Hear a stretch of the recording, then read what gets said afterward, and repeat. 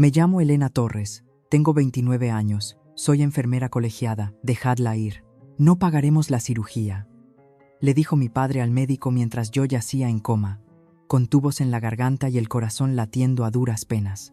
Lo dijo con el mismo tono que usarías para cancelar una suscripción a una revista, sin dudar, sin que le temblara la voz. Firmó la orden de no reanimación a las 23:18 de un martes por la noche. No porque los médicos le dijeran que yo no tenía salvación, sino porque el departamento de facturación le dijo la cifra. Eso fue todo lo que hizo falta, un número. Y cuando desperté 3 semanas después, magullada, rota y apenas capaz de levantar la cabeza, descubrí que la orden de no reanimación ni siquiera era lo peor que había hecho mientras yo estaba inconsciente. Lo que hice en las siguientes 24 horas no solo cambió mi vida, sino que derrumbó la suya. Y nunca lo vio venir porque olvidó una cosa sobre mí. Antes de continuar, por favor, tomaos un momento para dar a me gusta y suscribiros, pero solo si realmente conectáis con esta historia. Ahora, dejadme llevaros 7 meses atrás, al día en que murió mi abuela y todo empezó a desmoronarse. Nací con un agujero en el corazón, una comunicación interventricular. Así lo llamó el cardiólogo. Tenía 4 años cuando me abrieron el pecho. La cirugía duró 11 horas. La factura les costó a mis padres 20 años de olvidar. O más bien, le costó a mi madre 20 años olvidar. Mi padre nunca lo hizo. ¿Sabes cuánto le has costado a esta familia, Elena? Tenía 8 años la primera vez que lo dijo. Había pedido unas zapatillas nuevas. Las mías tenían una grieta en la suela y se me mojaban los calcetines cada vez que llovía. Él estaba sentado a la mesa de la cocina con una pila de facturas médicas. No levantó la vista. 200.000 euros. Eso es lo que has costado. No conseguí las zapatillas. Para cuando cumplí 12 años, había dejado de pedir nada. A los 15, cuidaba niños en 3 casas de nuestra manzana para pagarme mi propio material escolar.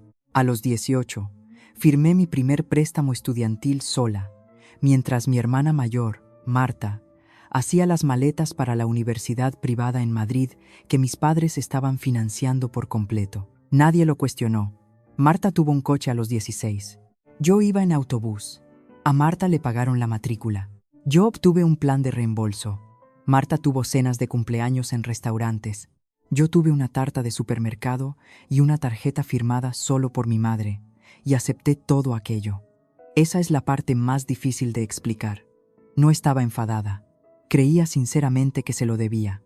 Mi padre lo había repetido tantas veces. Le has costado todo a esta familia. Aquella deuda se sentía tan real como la cicatriz en mi pecho. La llevaba como llevaba mi tarjeta de identificación de enfermera cada día, sin pensar. La única persona que nunca mencionó esa deuda fue mi abuela, Liliana. Liliana Pérez vivía sola en una pequeña casa de ladrillo en la calle Mayor de Alcalá de Henares. 2 dormitorios, un baño y un columpio en el porche que crujía cuando soplaba el viento. Había vivido allí 41 años. Crió a mi madre allí, enterró a mi abuelo desde allí y mantuvo vivo el jardín durante cada invierno desde entonces. Empecé a visitarla todos los sábados cuando tenía 23 años, recién salida de la escuela de enfermería y ahogada en deudas estudiantiles. Conducía 40 minutos cada ida y vuelta, le llevaba la compra, le tomaba la atención, nos sentábamos en ese columpio del porche y la escuchaba hablar de nada y de todo. Nunca dijo una sola vez, «Me debes algo». Decía cosas como, «Cuéntame qué tal tu semana, cariño, ¿y has comido hoy?». Y una vez, cerca del final, con las manos temblorosas y la voz apenas por encima de un susurro, dijo algo que no entendí. «He arreglado las cosas para ti, Elena. Cuando llegue el momento, un hombre llamado Castillo te encontrará». Sonreí y le apreté la mano. Pensé que estaba confundida. Se ponía así a veces, o eso creía yo. Tenía 84 años. Asumí que era la medicación hablando. Mi padre odiaba que la visitara. «Estás gastando gasolina», decía. «Ni siquiera recuerda tu nombre». Eso era mentira. Liliana estuvo lúcida hasta su último aliento. Lo recordaba todo, incluidas cosas que mi padre deseaba que olvidara. Murió un jueves de marzo, tranquilamente, mientras dormía, en esa casa de ladrillo en la calle Mayor. Mi padre organizó el funeral, pequeño, rápido. No me dejó leer un elogio, que sea breve, dijo en la puerta del tanatorio. No vamos a montar un espectáculo. Me quedé en la última fila y me despedí en silencio. Liliana había dicho que Castillo me encontraría. Yo no sabía quién era Castillo. Todavía no. Haría falta un coma, una orden de muerte firmada y 4 días en una cama de hospital antes de que ese nombre significara algo. 3 meses después del funeral de Liliana, conducía a casa tras un turno de noche de 12 horas en el hospital. Eran las 4:17 de la mañana. Carretera A2, lluvia ligera. Recuerdo el reloj en mi salpicadero porque estaba calculando cuántas horas de sueño podría conseguir antes de mi siguiente turno. 6, si me saltaba el desayuno. 5, si me duchaba. Nunca volví a hacer ese cálculo. La furgoneta se saltó el semáforo en rojo a 80 por hora. Golpeó el lado del conductor de mi coche tan fuerte que el chasis se dobló hacia adentro como papel. No recuerdo el sonido. No recuerdo los cristales. Me han dicho que estuve consciente unos 90 segundos tras el impacto, lo suficiente para que el paramédico me oyera decir mi nombre, y luego nada. Inflamación cerebral traumática, 4 costillas rotas, hemorragia interna. El equipo de urgencias de la Clínica Santa Catalina, mi propio hospital, el lugar donde fichaba 5 días a la semana, me abrió en menos de 1 hora. Pero la hemorragia no paraba. Necesitaban una segunda cirugía, un especialista, más tiempo en quirófano, y alguien tenía que autorizarlo. No tenía marido, ni hijos. El contacto de emergencia en mi ficha del hospital era el mismo nombre que había estado allí desde que tenía 18 años, porque mi padre había insistido en ello. Gerardo Torres, pariente más cercano. Le llamaron a las 22:30 de esa noche. Llegó a las 22:47. Sé la hora exacta porque la recepción lo registró. No fue a mi habitación primero. No le preguntó a la enfermera cómo estaba. No preguntó si tenía dolor, si tenía miedo, o si me había despertado aunque fuera una vez. Fue directo al departamento de facturación e hizo una pregunta. ¿Cuánto va a costar esto? Me enteré de lo que pasó después por una mujer llamada Patricia Velasco. Todos en Santa Catalina la llamaban Patti. Era nuestra jefa de enfermería. 28 años en planta, una voz como gravilla y una memoria a la que no se le escapaba nada. Patti estaba en el control de enfermería cuando mi padre salió de facturación y encontró al doctor, Ricardo Gil, el cirujano que llevaba mi caso. Ella escuchó cada palabra. La segunda cirugía, dijo mi padre. ¿Cuál es el presupuesto? El doctor Gil se lo dijo. De 150.000 a 200.000 euros, dependiendo de las complicaciones. El seguro cubriría parte. Pero habría un desembolso significativo, especialmente porque mi padre era avalista en algunas de mis antiguas cuentas médicas. Había insistido en eso cuando yo tenía 18 años. Pensé que era amabilidad, era una correa. Mi padre no parpadeó. Ella no tiene un representante legal sanitario, dijo. Soy su padre, soy quien toma las decisiones aquí. El doctor Gil asintió con cautela. Es el protocolo cuando no hay un representante en el archivo. El pariente más cercano decide, y entonces mi padre lo dijo, dejadla ir, no pagaremos la cirugía. Patti me contó más tarde que el doctor Gil no respondió inmediatamente. Miró fijamente a mi padre durante un largo rato. Mi padre no apartó la mirada. Ha sido una carga financiera toda su vida, dijo mi padre. No reanimar. Firmó el formulario de instrucciones previas y la orden de no reanimación. Su mano estaba firme, sin vacilación. Dejó el bolígrafo, preguntó si había algo más que necesitara firmar y caminó hacia el ascensor. No visitó mi habitación, no miró a través del cristal, no dijo adiós. Patti se quedó detrás del mostrador, agarrando el borde con ambas manos. Me dijo que sus nudillos estaban blancos. Me dijo que quería gritar. No gritó, hizo algo mejor. Se sentó y abrió mi expediente de empleada. Cada enfermera en Santa Catalina rellena un paquete de emergencia durante la contratación. Información de contacto, seguro, alergias y la designación de un representante de voluntades anticipadas. La mayoría de la gente se salta esa última sección. Yo no. 3 años antes de esa noche, había firmado mi testamento vital designando a Débora Ortega. Débora era mi mejor amiga de la Facultad de Enfermería. Vivía a 45 minutos. En Guadalajara. Estaba listada claramente en mi archivo de empleada. Nombre, número de teléfono, relación. Patti lo encontró en menos de 2 minutos. Llamó a Débora a las 23:14. Débora cogió el teléfono al segundo tono. Patty le contó lo que había pasado. El accidente, el coma, la cirugía que necesitaba autorización y un padre que acababa de firmar una orden para dejar morir a su hija. Débora no hizo preguntas.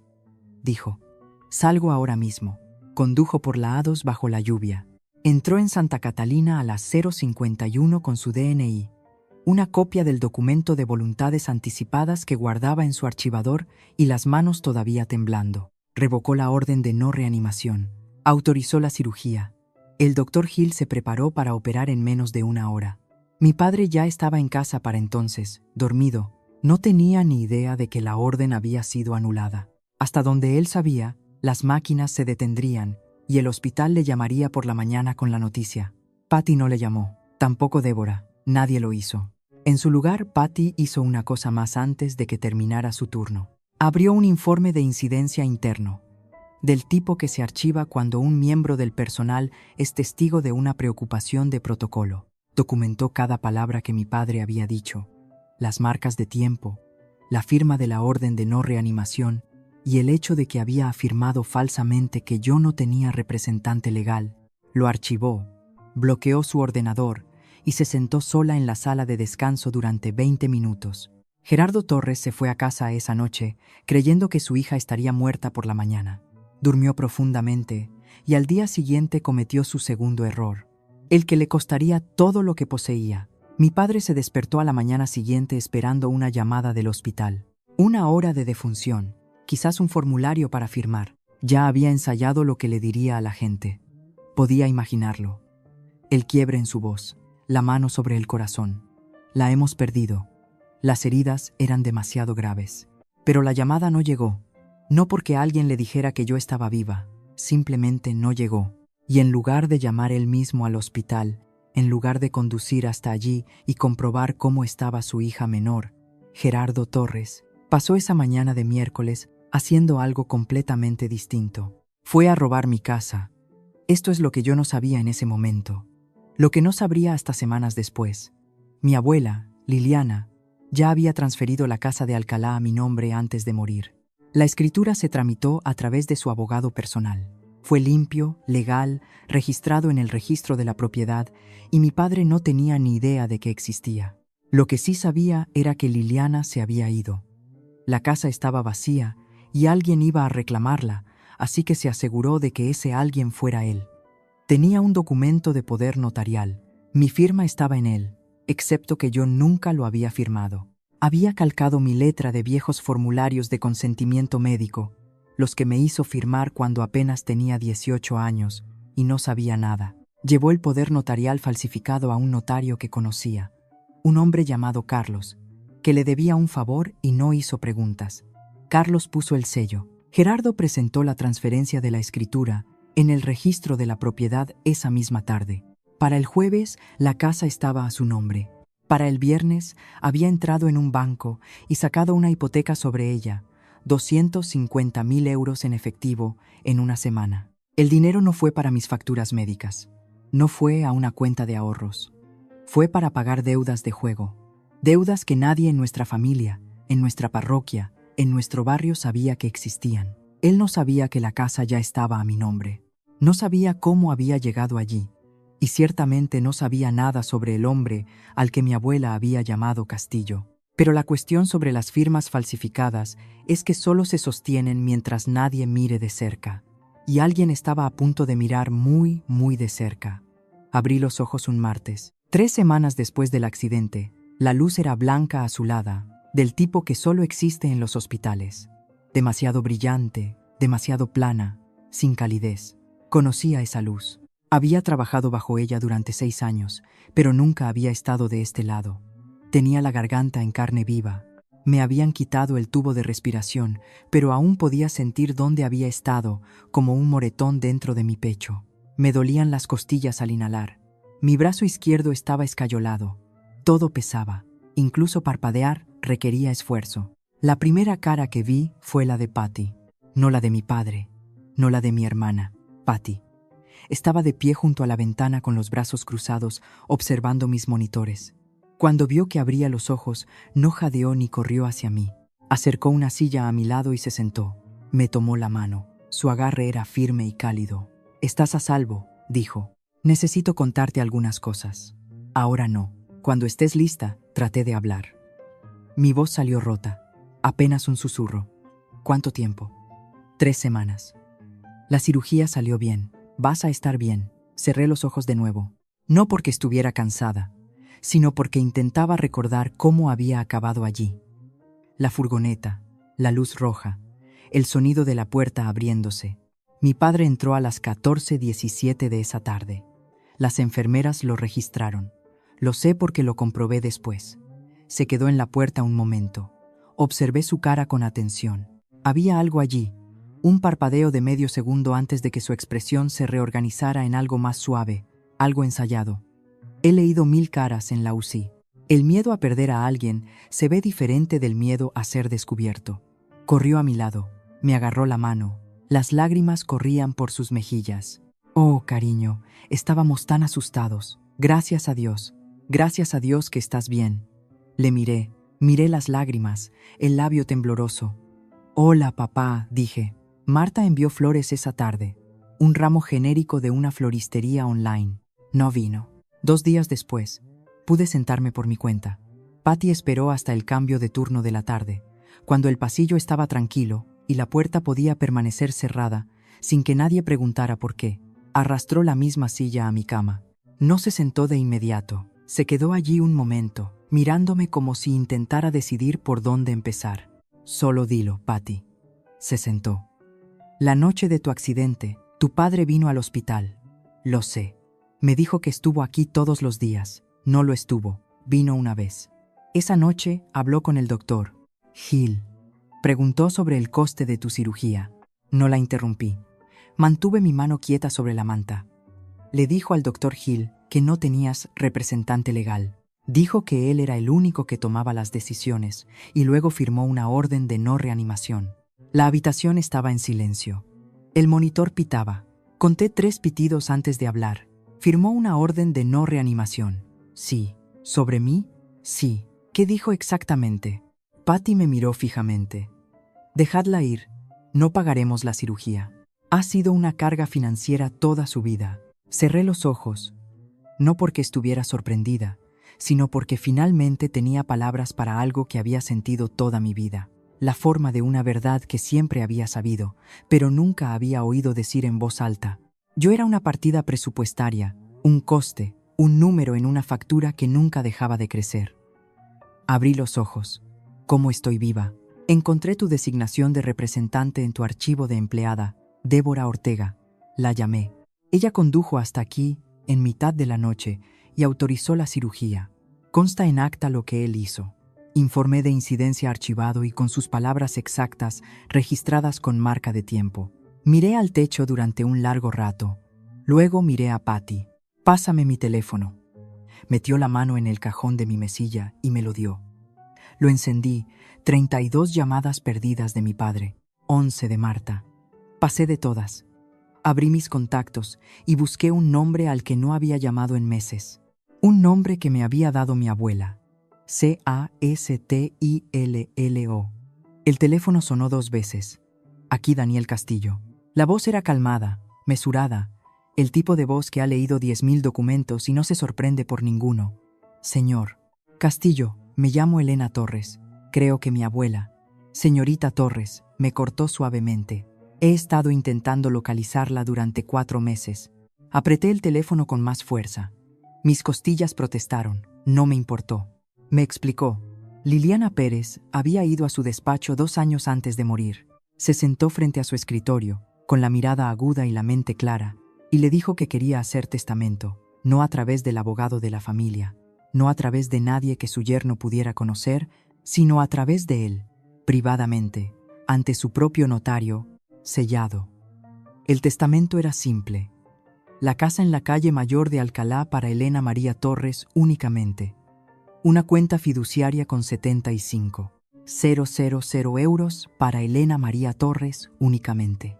Ningún otro nombre, ninguna condición. Fue legalizado hace 5 meses, dijo Castillo. El juzgado lo confirmó. La transferencia de la escritura a su nombre fue archivada y registrada.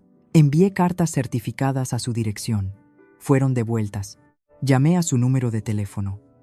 Alguien me dijo que se había mudado fuera de la comunidad y no quería ser contactada. Mi padre. Esa era la voz de mi padre en la línea diciéndole a Castillo que yo me había ido. Estoy en el hospital, señor Castillo. Tuve un accidente de coche. He estado en coma 3 semanas. Una pausa. Siento oír eso, señorita Torres. La casa, dije. ¿Sigue a mi nombre? Una pausa más larga. Déjeme sacar los registros actuales de la propiedad. La llamaré en menos de 1 hora. Colgué y puse el teléfono sobre mi pecho. Patty seguía en la habitación de pie junto a la puerta. Tu abuela me dijo que llamarías.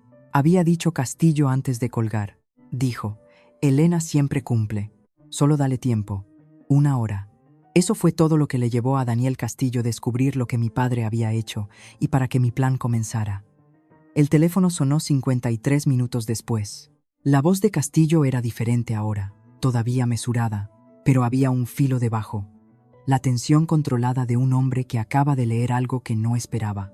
Señorita Torres, la escritura de la propiedad de su abuela fue transferida fuera de su nombre hace 3 semanas. Miré el goteo del suero en mi brazo, conté las gotas. 1, 2, 3. ¿Transferida a quién?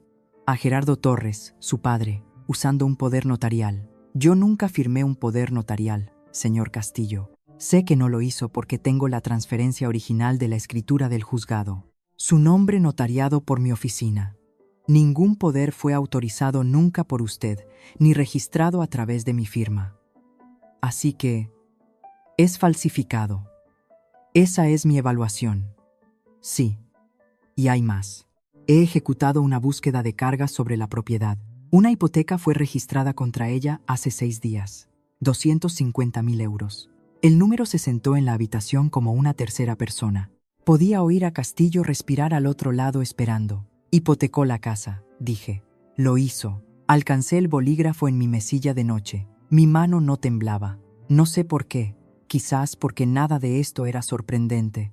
Quizás porque había pasado 29 años aprendiendo exactamente quién era mi padre. Y esta era simplemente la lección final. Anoté cada número que me dio Castillo, la cantidad de la hipoteca, la fecha de registro, el prestamista, el número de sello del notario. Señorita Torres, ¿quiere presentar cargos? Todavía no.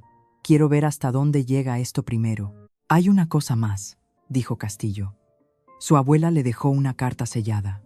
Me pidió que se la entregara en persona, solo a usted. Dejé el bolígrafo. ¿Cuándo puede venir al hospital? Mañana por la mañana, a las 9. Aquí estaré. Colgué, anoté el último número y luego me volví hacia Patty, que había estado parada en silencio junto a la ventana todo el tiempo. Patty, dije, ¿a qué hora firmó mi padre la orden de no reanimación? A las 23:18. Anoté eso también. Gerardo Torres visitó a su hija la tarde siguiente con un ramo de rosas amarillas y un tupperware de bizcocho de plátano que Marta había horneado. Dejó ambos en la mesa junto a mi cama, me besó la frente y se sentó con el suspiro de un hombre que carga un peso enorme. Era bueno en esto, la actuación. Lo había visto toda mi vida, en las reuniones de padres y profesores, en las comidas de la parroquia, en las cenas de Navidad. El padre cansado, el proveedor silencioso, el hombre que sacrificaba todo y nunca se quejaba. Los médicos dicen que saldrás en 1 semana, dijo, apretando mi mano. Nos ocuparemos de todo. Gracias, papá. Marta vino esta vez. Primera visita desde el accidente. Se quedó a los pies de mi cama con su teléfono en la mano y una sonrisa tensa que no llegaba a sus ojos. Estábamos tan preocupados, dijo. No pude dormir en semanas. La miré. Ella miró a la ventana. Mi padre se inclinó hacia adelante, su voz baja y cálida. La voz que usaba cuando quería que te sintieras protegida. No te preocupes por las facturas médicas, cariño. Lo solucionaremos como una familia. Eso es lo que hacen las familias. Eso es lo que hacen las familias. El hombre que firmó mi sentencia de muerte estaba sentado junto a mi cama sosteniendo mi mano, hablándome sobre la familia. Como una familia, repetí. Le apreté la mano de vuelta. Sonreí. Él sonrió también, satisfecho. Pensó que el guión estaba funcionando.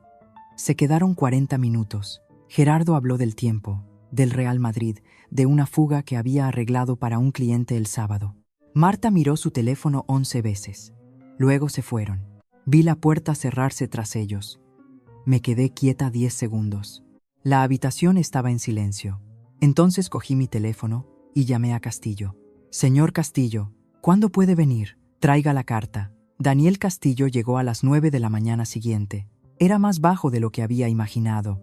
Un hombre tranquilo con traje gris, gafas de montura plateada y un maletín de cuero que había visto décadas de uso. Me estrechó la mano con suavidad, teniendo cuidado con la vía del suero, y acercó una silla a mi cama. Su abuela hablaba de usted a menudo, dijo. En cada reunión la mencionaba. Abrió el maletín. Dentro había un sobre manila sellado, la letra de Liliana en el frente. Solo mi nombre, Elena. Rompí el sello con cuidado. Dentro había una sola hoja de papel doblada 2 veces. Su letra era fina pero firme. Había escrito esto mientras todavía podía sostener un bolígrafo. Elena, sé que tu padre intentará llevárselo todo. Ya lo ha hecho a lo largo de los años. Mi pensión, mis ahorros, cosas que nunca te conté porque no quería romper la familia. Ese fue mi error. No cometas tú el mismo. La casa es tuya. El dinero es tuyo. El señor Castillo tiene todos los papeles. No dejes que nadie tome lo que es tuyo, ni siquiera tu padre, especialmente tu padre. Eres más fuerte que yo, cariño. Siempre lo has sido. Siento no haber dicho esto mientras todavía podía sostener tu mano. Lloré por primera vez desde que había despertado, desde el accidente, desde las palabras de Patty, desde cada fría revelación que se había apilado sobre la anterior como ladrillos. Lloré, no porque fuera débil, sino porque mi abuela me había visto, a toda yo, y había planeado este momento de la forma en que lo planeaba todo, silenciosamente, cuidadosamente, con un amor que no necesitaba aplausos. Castillo esperó. Puso una carpeta gruesa sobre la manta a mi lado cuando estuve lista. El testamento original, los registros del juzgado, la transferencia de la escritura a mi nombre y la búsqueda de cargas mostrando la hipoteca de mi padre. Tiene todo lo que necesita, dijo. ¿Qué quiere hacer? Me sequé la cara, me senté más erguida. Mis costillas gritaron. No me importó. Quiero hacer esto bien. Quiero hacer esto públicamente. Y quiero que se haga antes del domingo. Castillo levantó una ceja. ¿Qué hay el domingo? Nuestra parroquia celebra su comida comunitaria mensual. Mi padre es miembro del consejo parroquial. Nunca se lo pierde. Vale, necesito hacer una pausa aquí un segundo. Si estáis viendo esto y pensáis, sé exactamente cómo se siente esto, o si estáis ahí sentados preguntándoos, ¿qué va a hacer el domingo? Dejad un comentario ahora mismo. Decidme. ¿Debería confrontarlo públicamente o manejarlo en privado? De verdad quiero saber qué haríais vosotros. Ahora, volvamos a la historia. 5 días después de despertar, me dieron el alta. Todavía estaba dolorida, todavía lenta, todavía magullada en lugares que no podía ver, pero podía caminar, podía pensar y podía tomar decisiones, que era todo lo que importaba. Mi padre llegó a las 10 de la mañana para recogerme. Había traído una maleta. Te quedarás con nosotros hasta que te recuperes, dijo. No preguntó.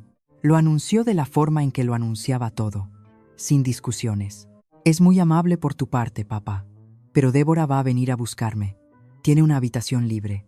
Su cara cambió, no dramáticamente. Gerardo Torres nunca dejaba caer la máscara demasiado, pero las comisuras de su boca se tensaron. ¿Prefieres quedarte con una extraña que con tu propia familia? No es una extraña. Ha sido mi contacto de emergencia durante 3 años. Algo se movió detrás de sus ojos. Un cálculo, pero no aterrizó. No lo conectó con el representante legal. Todavía no. Bien, dijo. Cogió la maleta que había traído y salió sin decir adiós. Esa tarde, Marta me envió un mensaje. Papá está disgustado. Estás siendo una desagradecida después de todo lo que ha pasado. Lo leí. Dejé mi teléfono. No respondí. En el apartamento de Débora, me senté a la mesa de la cocina y llamé a Castillo. Repasamos el cronograma. Confirmó las presentaciones. Moción judicial para anular la escritura fraudulenta. Denuncia policial por falsificación. Notificación al prestamista hipotecario sobre el título disputado. Todo listo, todo en orden. Domingo, dije. Domingo, asintió él. Esa noche, mi padre llamó. Casi no contesto, pero necesitaba oírlo. Por cierto, dijo, con tono casual, casi ensayado, la casa de la abuela Liliana. He estado gestionando las cosas de la herencia. No te preocupes por ello. Te lo explicaré cuando te sientas mejor. Me estaba probando, revisando el perímetro, viendo si yo sabía. Vale, papá, dije. Gracias por encargarte de ello. Colgué. Puse el teléfono boca abajo sobre la mesa. Débora me estaba observando desde la puerta de la cocina. ¿Cómo haces eso?, preguntó. ¿Cómo suenas tan calmada? Práctica, dije. 29 años de práctica. Dejadme contaros sobre la iglesia de mi padre. La parroquia de la Sagrada Gracia se encuentra en una calle arbolada en un suburbio al oeste de Madrid. Campanario blanco, ladrillo rojo, un aparcamiento que se llena cada domingo a las 9:45. Unas 120 personas asisten semanalmente. Familias, jubilados, dueños de pequeños negocios, profesores. El tipo de congregación donde todos saben tu nombre, el de tus hijos y qué trajiste a la última comida compartida. Gerardo Torres había sido miembro del consejo parroquial allí durante 15 años. Acomodaba en la puerta, leía las escrituras desde el atril, organizaba el desayuno de los hombres, estrechaba cada mano en la sala después del servicio, miraba a la gente a los ojos, preguntaba por sus hijos. Cuando la iglesia necesitó un tejado nuevo, Gerardo lideró la campaña de recaudación de fondos. Cuando la caldera de alguien se rompió en enero, Gerardo la arregló gratis y no aceptó ni un euro. El padre David lo mencionaba en los sermones. Un hombre de fe y sacrificio.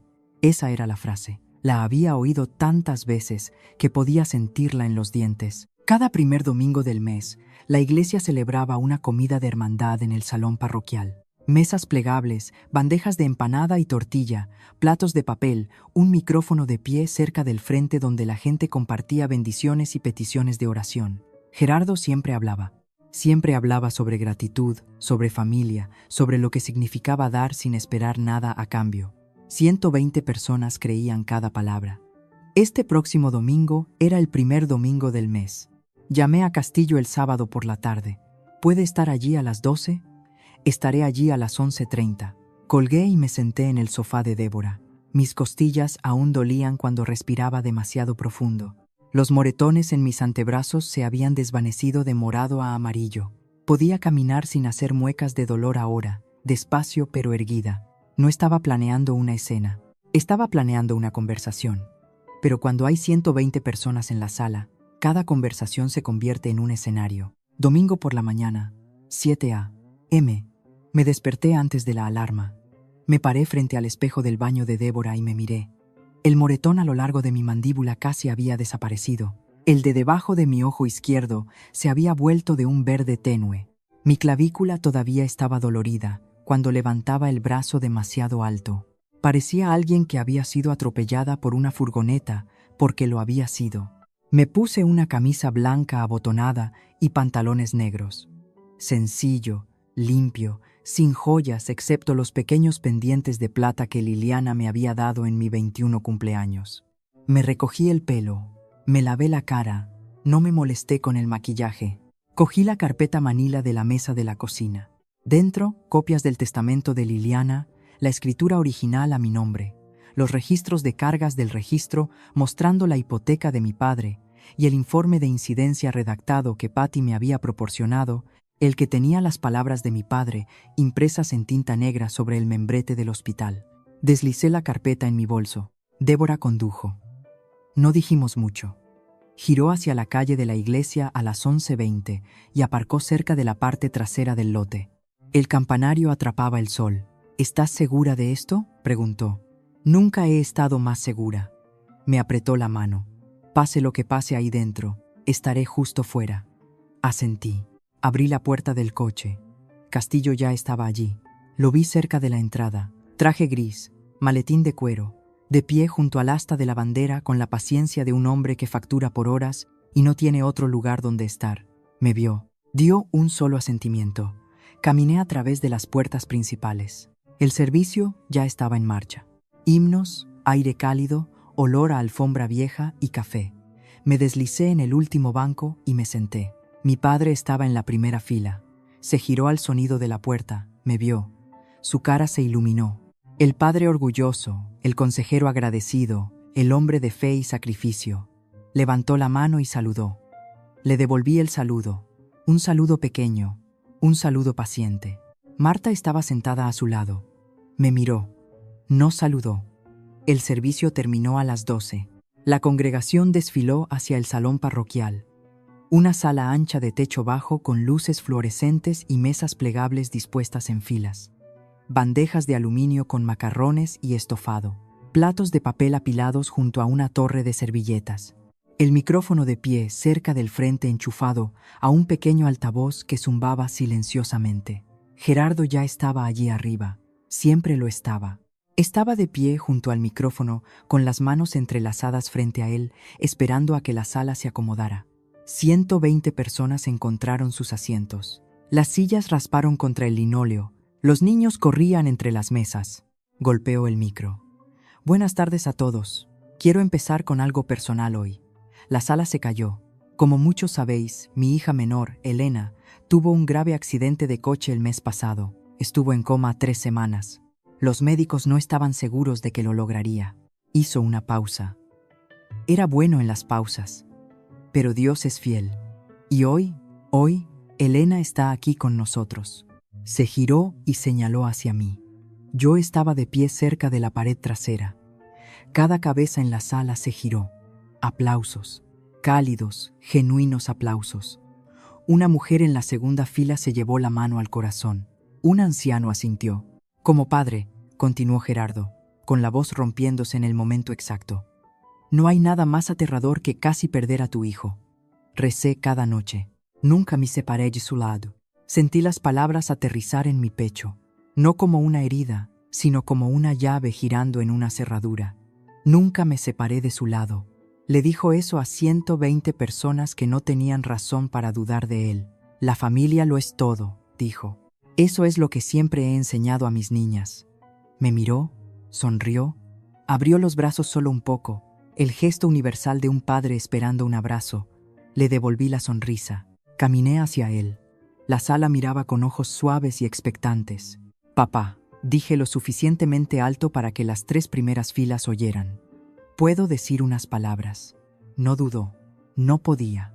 No delante de 120 personas que acababan de oírle llamarme su milagro. Por supuesto, cariño. Me dio el micrófono. Su sonrisa era amplia, confiada.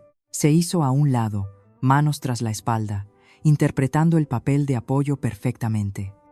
Envolví mis dedos alrededor del micro. Estaba caliente de su agarre. No le miré a él. Miré a la sala. Gracias a todos por vuestras oraciones. Estoy verdaderamente agradecida de estar aquí de pie, pero necesito corregir algo que mi padre acaba de decir. La sala se quedó quieta. La sonrisa de Gerardo se desvaneció un grado. Mi padre no rezó junto a mi cama. Estuvo en el hospital una vez la noche del accidente. No vino a ver cómo estaba. Fue al departamento de facturación primero. Luego habló con mi cirujano. Pude sentir a Gerardo moviéndose a mi lado. No me giré. Preguntó cuánto costaría la cirugía. Y cuando se lo dijeron dijo, y estas son sus palabras exactas documentadas en un informe de incidencia del hospital, dejadla ir. No pagaremos la cirugía. Ha sido una carga financiera toda su vida. Silencio. No del tipo cómodo, sino del tipo que presiona contra tus tímpanos. Luego firmó una orden de no reanimación. Alguien en el medio de la sala inhaló bruscamente. Una mujer en la primera fila se cubrió la boca. Estoy viva porque una colega, una enfermera de ese hospital, encontró mi documento de voluntades anticipadas y llamó a mi amiga en mitad de la noche. Mi amiga condujo 90 minutos bajo la lluvia para autorizar la cirugía. No mi padre, no mi hermana. Una amiga. Gerardo dio un paso adelante. Elena, para. No sabes lo que tú. No he terminado, papá. Este no es el lugar. Tú elegiste una iglesia para mentir. Yo estoy eligiendo la misma iglesia para la verdad. Estás confundida. La medicación. Tengo los registros del hospital justo aquí. La sala no se movió.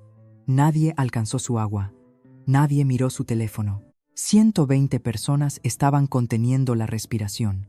Gerardo dejó de hablar. La puerta lateral del salón parroquial se abrió.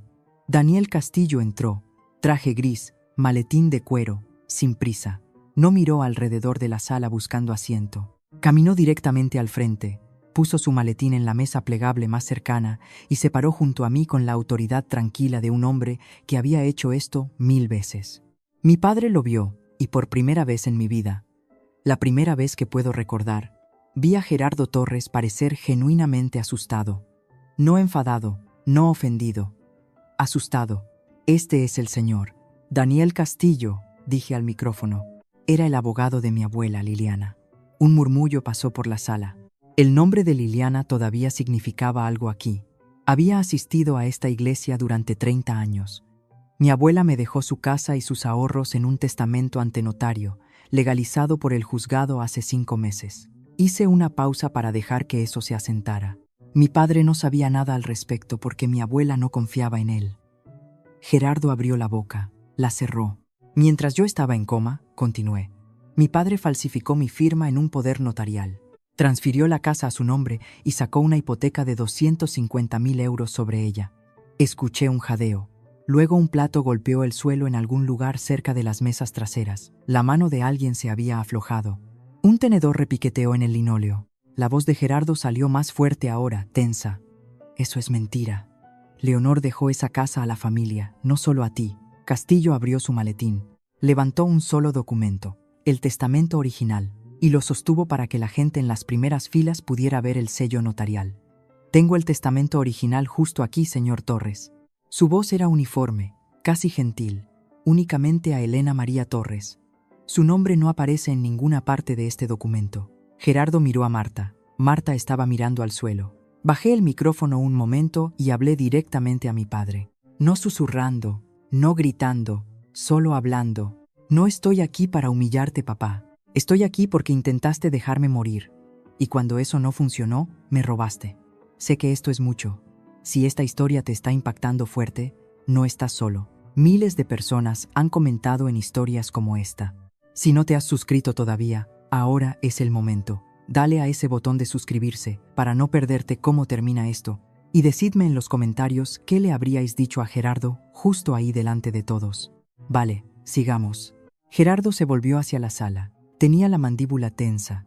Sus ojos escaneaban, buscando un aliado, una cara amiga, cualquiera que pudiera estar todavía de su lado. Está bajo medicación fuerte, dijo. Su voz era tensa pero controlada.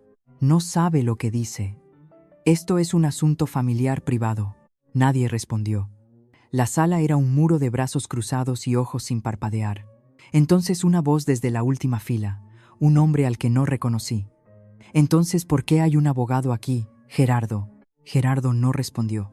Sus ojos se movieron hacia el padre David, que estaba de pie cerca de la mesa del café con las manos en los bolsillos.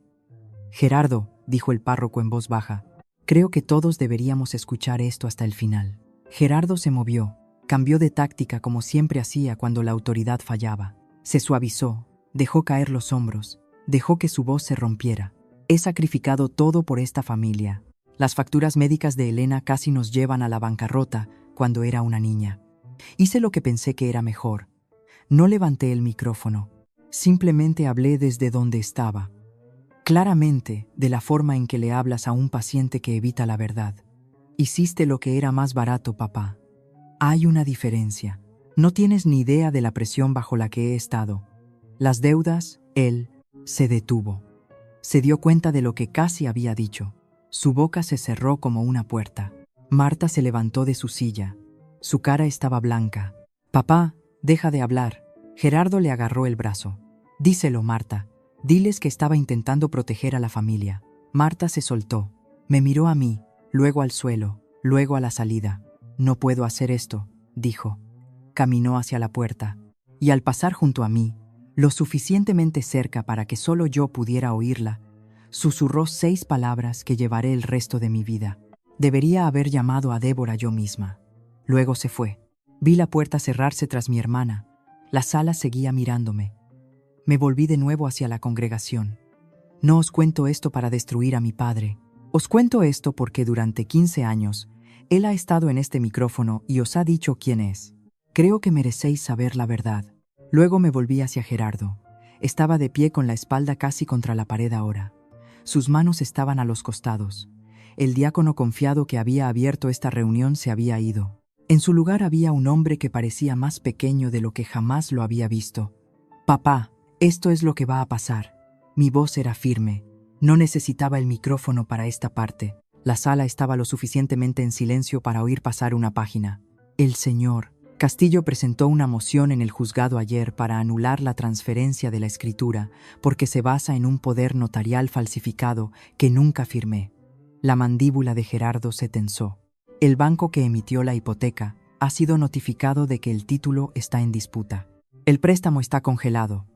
Su mano izquierda empezó a temblar. Presenté una denuncia policial el viernes. Falsificación y estafa. El notario que selló tu documento está nombrado en ella también. Dio medio paso atrás. Enviarías a tu propio padre a la cárcel. Le miré directamente, sin pestañear. Firmaste un papel para dejar morir a tu propia hija. El salón parroquial contuvo la respiración. Un niño en algún lugar cerca de atrás le hizo una pregunta a su madre y fue callado rápidamente. No te voy a enviar a ninguna parte, papá. Te estoy dando una oportunidad de arreglarlo. Eso es más de lo que tú me diste a mí.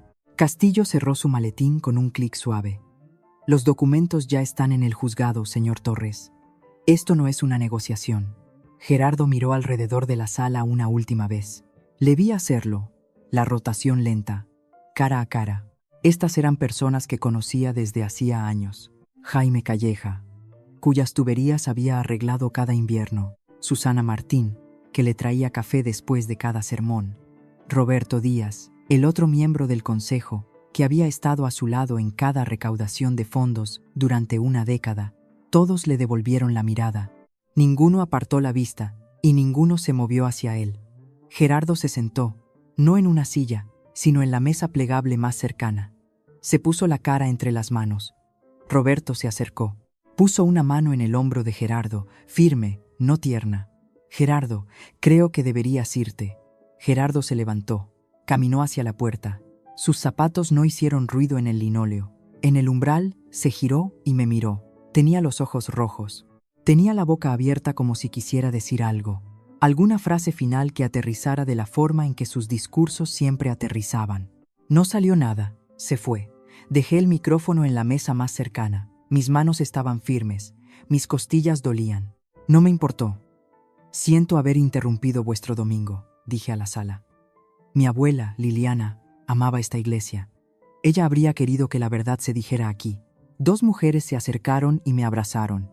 Un hombre que no conocía me estrechó la mano sin decir palabra. Patty, que había llegado discretamente antes del servicio y había estado de pie cerca de la estación de café todo el tiempo, captó mi mirada desde el otro lado de la sala y dio un solo asentimiento firme. Entonces alguien me tocó el brazo, una mano pequeña y curtida. Me giré. Una mujer mayor, pelo blanco, Rebeca, gafas con una cadena alrededor del cuello. «Soy Doris Bermejo», dijo. «Tu abuela y yo nos sentamos juntas cada domingo durante 20 años». Asentí. No confiaba en mi voz. Me hablaba de ti cada semana. Estaba tan orgullosa de ti, Elena. Nunca dejaba de hablar de ti. Había pasado toda mi vida pensando que era invisible en este lugar, que nadie en el mundo de mi padre me había visto nunca. Liliana se aseguró de que eso no fuera verdad. En 24 horas, todo lo que Gerardo Torres había construido se desmoronó. El banco congeló la hipoteca el lunes por la mañana. Un abogado del departamento de fraudes del prestamista llamó a Castillo antes del mediodía. El título fue marcado como disputado. El préstamo suspendido. Gerardo no podía acceder a los fondos. No podía refinanciar. No podía vender. Los 250,000 euros que ya había gastado habían desaparecido, y la deuda era ahora solo suya, avalada contra nada. El juzgado aceptó la moción de Castillo para anular la transferencia de la escritura. Gerardo recibió una citación judicial en su casa esa tarde.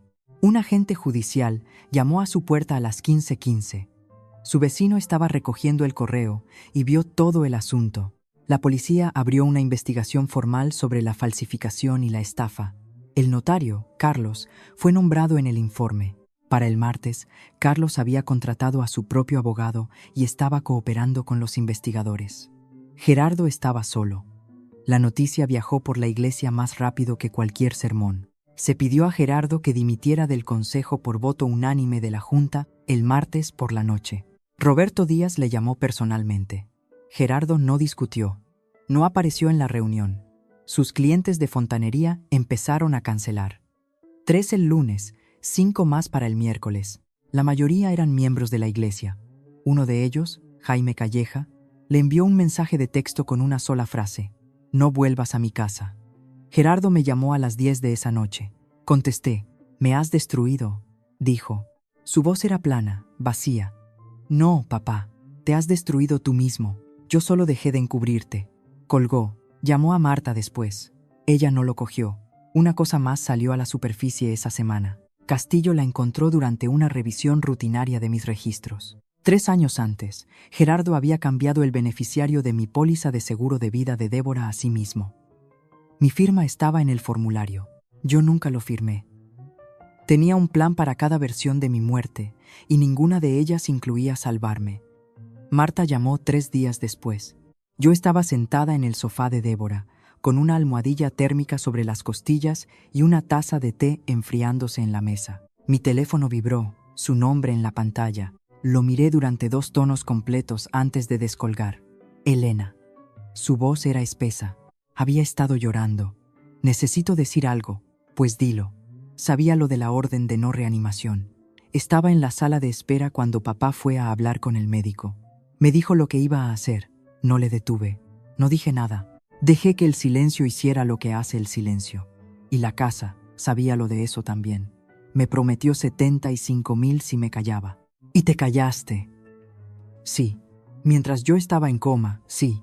Su voz se rompió. «Tenía miedo de él, Elena. Siempre he tenido miedo de él. Sé que eso no es una excusa. No lo es». Estaba llorando ahora, fuerte, de la forma en que solía llorar cuando éramos niñas. Desordenada, ruidosa, incontrolada. Recordé ese sonido. Solía hacer que quisiera arreglar las cosas para ella. «No te pido que me perdones», dijo. «Sé que no me lo merezco. Tienes razón. No te lo mereces. No ahora mismo». Una larga pausa. Podía oír su respiración irregular, fina. «Pero no voy a fingir que no existes, Marta. Si quieres reconstruir algo conmigo, no con el dinero de papá, ya sabes dónde encontrarme». No dijo nada durante un rato. Luego, en voz baja: «La abuela Liliana me envió una carta también». Me senté. Escribió: «Te quiero, Marta, pero eres demasiado parecida a tu padre. Elige diferente». La línea se quedó en silencio. «¿Lo hiciste?», pregunté. «¿Elegiste diferente?». Ella no respondió, porque ambas ya lo sabíamos. El perdón no es algo que le deba a nadie. Pero la puerta no está cerrada con llave. Solo está cerrada. Ella tendrá que llamar. 1 mes después, la escritura de la casa de Liliana estaba de nuevo a mi nombre. El juzgado anuló la transferencia un miércoles. Castillo me llamó a las 10 de la mañana con el fallo. Le di las gracias. Él dijo: «Dale las gracias a tu abuela». Luego hizo una pausa y añadió: «Le habría encantado verte en ese salón parroquial». Gerardo se enfrentó a cargos penales: falsificación en 3er grado, estafa, fraude hipotecario. Su abogado aconsejó un acuerdo de conformidad: libertad condicional, restitución completa, sin prisión si cooperaba. Gerardo aceptó. No tenía elección. Las pruebas eran abrumadoras, y Carlos, el notario, ya había contado todo a los investigadores. Gerardo vendió su casa para cubrir la deuda. No fue suficiente. El saldo restante le seguiría durante años. Se mudó con su hermano en Móstoles. Me enteré de esto a través de Marta, que se enteró por un primo. No lo verifiqué, no lo necesitaba. Marta perdió 2 exclusivas inmobiliarias de miembros de la iglesia. No perdió su licencia. No fue acusada. No había firmado ningún documento. Pero la gente recordaba. La gente siempre recuerda. Volví a trabajar a tiempo parcial al principio. Patty reorganizó el horario para que solo hiciera turnos de día los 2 primeros meses. No le dio mucha importancia. Solo me dio la nueva rotación y dijo: «Bienvenida de vuelta, Torres». Un sábado a finales de octubre, conduje hasta Alcalá de Henares. Aparqué en la calle Mayor. Caminé hasta la casa de ladrillo con el columpio chirriante en el porche y el jardín que se había asilvestrado un poco. Giré la llave en la puerta principal. Mi llave en mi puerta y entré. Lavanda. Eso fue lo que olí primero. Los saquitos de lavanda de Liliana metidos en cada cajón y armario. El aroma de una mujer que había planeado todo. Su foto estaba en la repisa. Las dos en el columpio del porche, entrecerrando los ojos al sol. No recuerdo quién la tomó. Me senté en su mecedora. No encendí la tele. No miré mi teléfono. Solo me senté. Por primera vez, estaba en una casa que era mía. No porque me hubiera ganado la aprobación de nadie, sino porque alguien me había amado lo suficiente para asegurarse de que estaría bien. Solía creer que ser una buena hija significaba absorber cualquier cosa que mi familia me lanzara. Cada insulto, cada viaje de culpa, cada vez que mi padre me recordaba lo que le había costado, lo asimilaba todo y decía, gracias, porque pensaba que eso era lo que el amor requería. Silencio, gratitud, obediencia. Estaba equivocada. Poner un límite no es venganza, es supervivencia. Y a veces la supervivencia se parece a un hombre tranquilo con un traje gris, una pila de papeles ante notario y el coraje de pararse frente a 120 personas y decir, esto es lo que pasó en realidad. No odio a mi padre. Odiarlo significaría que todavía controla cómo me siento. No lo hace. Ya no. Es un hombre que tomó decisiones terribles, impulsado por deudas que era demasiado orgulloso para admitir y una adicción que estaba demasiado avergonzado para afrontar. Eso no excusa lo que hizo, pero sí explica por qué no necesito cargar su peso sobre mis hombros ni un segundo más. Si estás viendo esto y te ves a ti mismo en cualquier parte de mi historia, en la culpa, en el silencio, en la creencia profunda de que debes algo a personas que te han hecho daño, quiero que escuches esto claramente. No les debes tu salud, no les debes tu hogar, y ciertamente no le debes a nadie tu vida. Mi abuela Liliana me enseñó eso. No con sermones, no con gritos, sino con una carta, una casa y un abogado llamado Castillo. Todavía voy a la iglesia, por cierto. Diferente iglesia, mismo Dios, congregación más pequeña, café más amigable, y me siento en la primera fila. No porque necesite ser vista, sino porque he terminado de esconderme en la parte de atrás. Gracias por quedaros conmigo hasta el final. Si la historia de Elena ha resonado con vosotros o os ha recordado a alguien que queréis, dejad un comentario abajo. Decidme, ¿qué límite habéis puesto que cambió vuestra vida? Me encantaría escuchar vuestra historia. Y si queréis más historias como esta, revisad la descripción. Hay una esperándoos que creo que conectaréis con ella aún más. Suscribíos y os veo en la próxima.